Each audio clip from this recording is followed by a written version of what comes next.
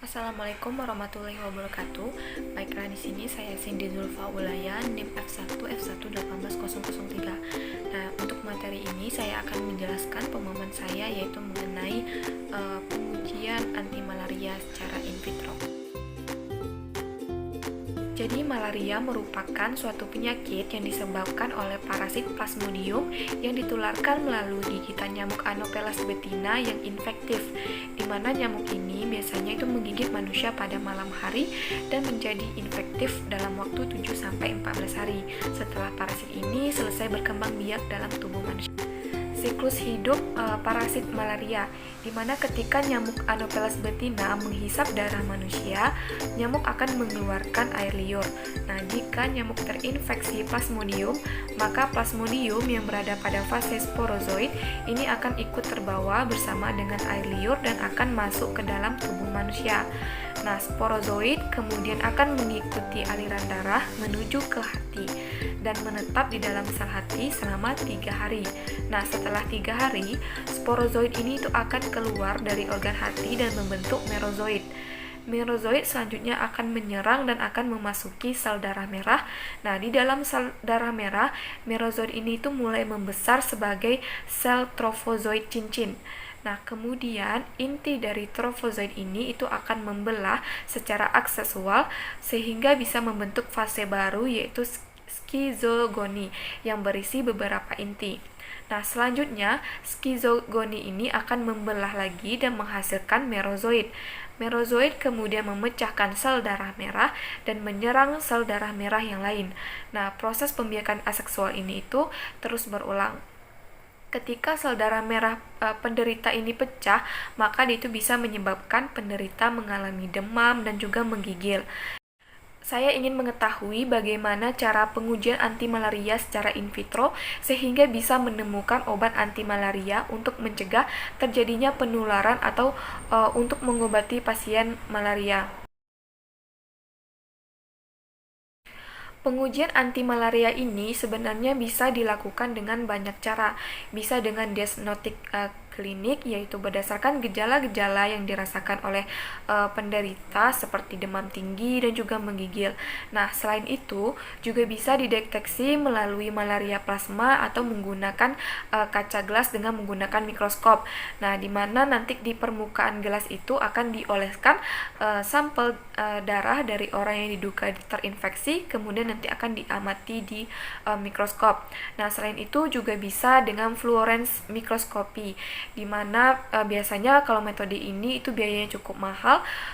Kemudian melalui metode ini kan bisa diamati fluoresensi dari sel malaria karena ketika diwarnai nanti akan terlihat warna dengan menggunakan diamati dengan menggunakan mikroskop. Nah, dari materi kuliah yang sudah kami pelajari, itu kami bisa mengetahui bahwa untuk pengujian anti malaria secara in vitro itu bisa dilakukan dengan menggunakan metode malaria blood smear. Di mana metode ini dia itu merupakan metode yang paling mudah dilakukan karena dia itu menggunakan sampel darah dari penderita kemudian nanti akan diamati di bawah mikroskop.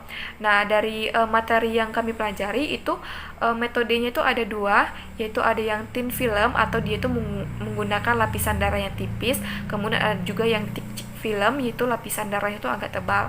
Nah, untuk yang thin film ini biasanya itu bisa diamati 100 parasit di bawah mikroskop, di mana sampel darah yang dibutuhkan itu adalah sekitar 0,005 mikroliter darah per 100 bidang pengamatan.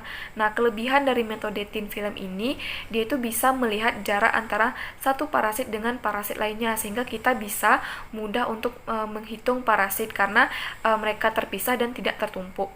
Kemudian kalau untuk yang cara thick film atau lapisan darahnya itu tebal, dia itu bisa mengamati 5-20 parasit di bawah mikroskop, di mana sampel darah yang kita butuhkan itu adalah sekitar 0,25 mikroliter darah per 100 bidang pengamatan. Nah, karena elemen dari sel darah ini itu lebih pekat, sehingga kita bisa melihat lebih jelas visual dari morfologi parasit malaria, mana yang positif atau manapun yang negatif. Nah, kemudian metode ini merupakan metode yang simpel, tidak mahal, dan juga membutuhkan latihan yang intensif agar kita itu bisa berhasil untuk mendapatkan hasil pengamatan yang akurat saat menghitung ataupun mengamati parasit malaria di bawah mikroskop. Nah, untuk metode ini ada beberapa hal yang harus kita perhatikan. Yang pertama itu adalah sampel darah yang kita ambil itu harus cepat mungkin kita lakukan pengamatan di bawah mikroskop dengan dioleskan pada permukaan objek gelas. Kemudian kita fiksasi dengan menggunakan alkohol. Nah, biasanya itu menggunakan metanol. Kalau misalkan kita diamkan terlalu lama, maka nanti morfologi dari parasit malaria ini kemungkinan bisa berubah.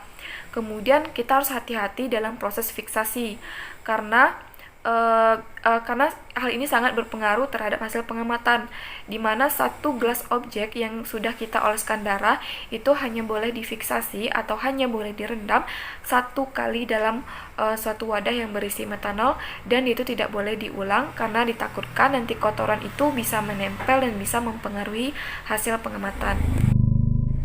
Plasmodium falciparum merupakan penyebab malaria yang paling berbahaya dibandingkan dengan plasmodium yang lain seperti Plasmodium vivax, malariae ataupun ovale.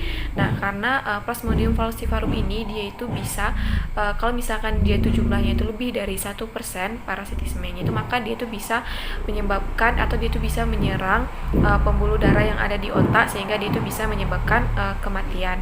Nah, untuk cara pengujiannya, yang pertama itu kita siapkan terlebih dahulu kultur dari parasit yang akan kita gunakan, yaitu menggunakan strain Plasmodium falciparum yang ditumbuhkan dengan metode modifikasi dengan berupa penyimpanan kandel jar dalam inkubator karbon dioksida pada suhu 37 derajat Celcius. Nah, kemudian Plasmodium ini kita pelihara secara in vitro menggunakan eritrosit dengan kepadatan atau memiliki hematokrit 1-5% dalam medium RPMI 1640. Kemudian Plasmodium ini kita sinkronisasi dengan sorbitol 5%. Tujuannya itu adalah untuk menghasilkan atau agar banyak sel dari parasit agar banyak sel yang ada dalam sel darah itu terinfeksi oleh parasit dalam bentuk atau dalam fase merozoid. Nah, kemudian kita lakukan uji aktivitas anti-plasmodium secara in vitro yang dilakukan dengan menggunakan pengamatan mikroskopis. Nah, di mana langkahnya yaitu dalam mikrokurtus 96 sumuran yang mengandung plasmodium tadi, kita dengan parasetemia itu 2%, selanjutnya kita tambahkan senyawa uji yang akan kita teliti, yaitu di sini saya menggunakan kloroquine, kemudian selanjutnya kita inkubasi selama 72 jam. Nah, kemudian setelah itu kita hitung nilai parasitemianya dari sediaan yang tadi, yang sebelumnya harus kita warnai terlebih dahulu dengan menggunakan pewarna Giemsa setelah difiksasi dengan menggunakan metanol. Nah, kemudian kita amati di bawah mikroskop, kemudian kita hitung nilai parasitemianya untuk menghitung persentase penghambatan pertumbuhan dari Plasmodium ini, dimana nanti nilai ini itu kita bandingkan dengan kelompok kontrol, yaitu merupakan kultur Plasmodium tanpa adanya senyawa uji dan dianggap itu mempunyai pertumbuhan 100%. Nah, hasil yang diperoleh dari pengujian tadi yaitu di mana kloroquine ini dia tuh mampu menghambat pertumbuhan dari parasit Plasmodium, di mana mekanisme kerjanya yaitu nanti kloroquine ini dia itu akan berikatan dengan DNA parasit Plasmodium dan akan menghambat DNA polimerase. Nah, kloroquine ini dia itu merupakan senyawa yang bersifat basa lemah, dan nanti dia itu akan masuk ke dalam vakuola makanan yang bersifat asam, sehingga nanti kan akan terjadi perubahan pH di dalam vakuola dan bisa menghambat aktivitas aspartase dan juga sistenase protease yang ada dalam vakuola makanan, sehingga metabolisme dari parasit Plasmodium falciparum ini itu bisa menjadi terganggu. Tindakan yang akan diambil yaitu melakukan pengujian aktivitas antimalaria dari senyawa kloroquine ini itu pada Plasmodium ovale, vivax dan juga malariae untuk mengetahui apakah kloroquine ini itu juga bisa menghambat pertumbuhan dari parasit ini kemudian tidak hanya dengan menggunakan metode blood smear yang sudah saya jelaskan tadi, namun juga menggunakan metode in vitro lainnya. Nah, tujuannya itu adalah untuk menemukan obat dari anti malaria yang bisa melemahkan subselular dari parasit Plasmodium ini. Nah, nanti obat anti malaria ini itu akan diuji coba ke sel parasit melalui subselular yang ada. Nah, tujuannya itu adalah supaya parasit ini dia itu tidak bisa berkembang biak, maka dia itu akan dilemahkan dengan mengurangi sumber nutrien-nutrien yang dibutuhkannya untuk berkembang biak. Jadi kita harus mencari obat anti malaria yang mampu menghentikan sumber nutrien yang dibutuhkan untuk parasit ini berkembang biak. Bagaimana cara menemukan obat anti malaria seperti halnya itu vaksin untuk malaria, karena sampai saat ini itu belum ada vaksin untuk menyembuhkan malaria yang bisa untuk mencegah terserangnya penyakit malaria ini. Nah, selain itu bagaimana menemukan metode pengujian agar malaria ini dia itu tidak hanya diobati pada manusia namun juga pada nyamuk Anopheles itu sendiri yang menyebabkan malaria ini, sehingga nanti kita bisa memastikan bahwa nyamuk Anopheles atau nyamuk lainnya itu yang menggigit kita itu tidak terkena malaria atau dia itu tidak mengandung parasit Plasmodium. Nah, jadi kita bisa tercegah dari penularan malaria baik itu dari nyamuk ataupun dari manusia yang terinfeksi Plasmodium yang mengakibatkan malaria ini. Misalnya melakukan pengujian obat kloroquine ini untuk menghambat pertumbuhan dari Plasmodium falciparum yang ada dalam tubuh nyamuk itu sendiri.